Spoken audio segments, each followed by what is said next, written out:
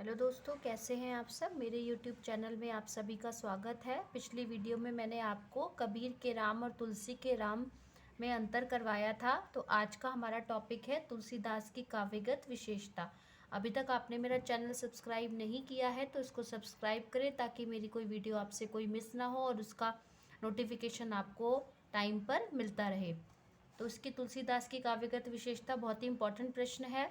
दो तरीके से प्रश्न पूछा जा सकता है कि तुलसीदास की काव्यगत विशेषताएं बताइए। ठीक है, एक इस तरीके से पूछा जा सकता है। तो आप इसकी भाव पक्षीय विशेषताएं, कल पक्षीय विशेषताएं अलग अलग करके भी लिख सकते हैं, नहीं तो दोनों को मर्ज करके भी लिख सकते हैं। तो मैंने आपको भाव पक्षीय विशेषताएं अलग तरीके से करवा रही हूँ मैं आपको, और इसकी कला पक्षीय विशेषताएं अलग क्वेश्चन में। तो देखेंगे तुलसीदास की काव्यगत विशेषता। तुलसीदास के काव्य की प्रमुख विशेषताओं को निम्नलिखित रूपों में प्रदर्शित किया जा सकता है। पहला है भाव पक्षीय विशेषताएं। इसका फर्स्ट पॉइंट है श्री राम का गुणगान। जैसे आपको पता है कि तुलसीदास राम भक्त थे, तो उन्होंने श्री राम का गुणगान किया है। महाकवि तुलसी ने अपनी अधिकांश कृतियों में श्री राम के अनुपम गुणों का गान किया है।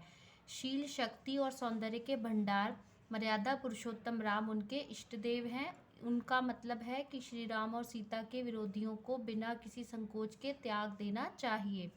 जाके प्रिय न राम वैदेही, तजिए तही कोट बैरी सम, यद्यपि परम स्नेही। दूसरा पॉइंट है भक्ति भावना। तुलसी की भक्ति दास्य भाव की है। उन्होंने स्वयं को श्री राम का दास और श्री राम को अपना स्वामी माना है। वे राम को बहुत बड़ा और स्वयं को दीनहीन व महापतित मानते हैं। तुलसी को अपने इष्ट देव पर पूर्ण विश्वास है। चातक के समान वे राम पर एकनिष्ठ विश्वास करते हैं। वो कहते हैं, एक भरोसो एक बल एक आस विश्वास, एक राम घनश्याम हित चातक तुलसीदास। थर्ड पॉइंट है इसका स्वांता सुखाय रचना।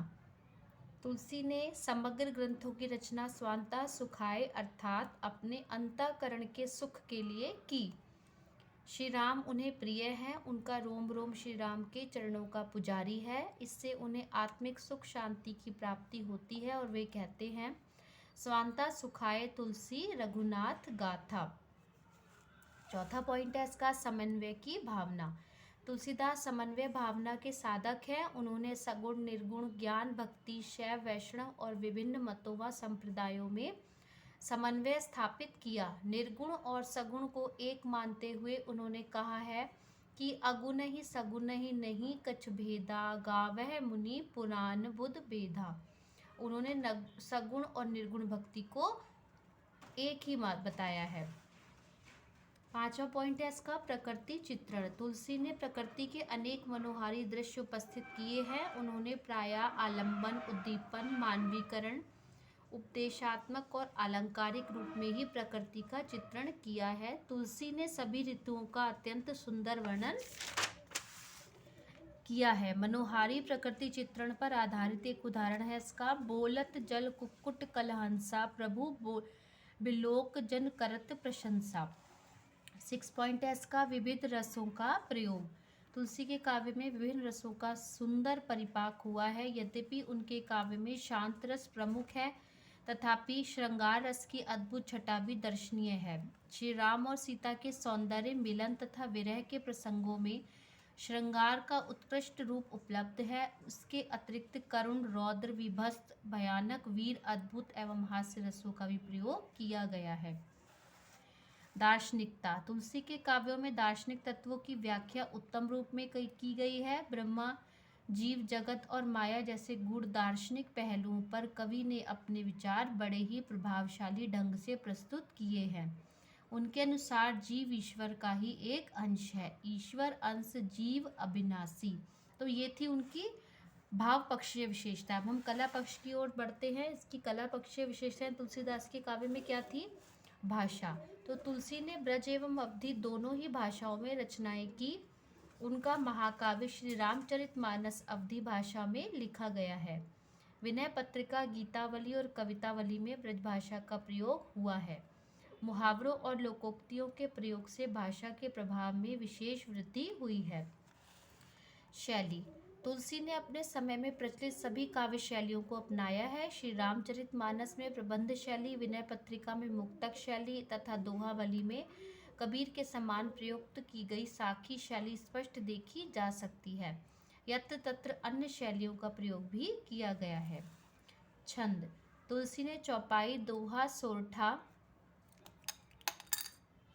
ये गलत लिखा गया है, ये र है, सोरठा, कवित्त, सवैया, बरवैत, छप्पय आदि छंदों का प्रयोग किया है। अलंकार। तुलसी के काव्य में अलंकारों का प्रयोग सहज स्वाभाविक रूप में किया गया है। उन्होंने अनुप्रास, रूपक, उपमा, उत्प्रेक्षा, प्रतीक, व्यतिरेक, अन्वय, श्लेष, संदेह, असंगति एवं दृष्टांत अलंकारों का प्रयोग सर्वाधिक मात्रा में किया है। लास्ट इसका पॉइंट है, हिंदी साहित्य में स्थान। वास्तव में तुलसी हिंदी साहित्य की महान विभूति हैं। उन्होंने राम भक्ति की मंदाकिनी प्रभावित करके जन जन का जीवन कृतार्थ कर दिया। उनके साहित्य में राम गुणगान, भक्ति भावना, समन्वय, शिवम की भावना आदि अनेकों ऐसी विशेषताएं देखने को मिलती हैं जो उन्हें महाकवि के आसन पर प्रतिष्ठित करती हैं। महाकवि हरिऔध जी ने सत्य ही लिखा है कि तुलसी की कला का स्पर्श प्राप्त कर स्वयं कविता ही सुशोभित हुई है। वो कहते हैं, कविता करके तुलसी ना लसे, कविता लसी या तुलसी की कला।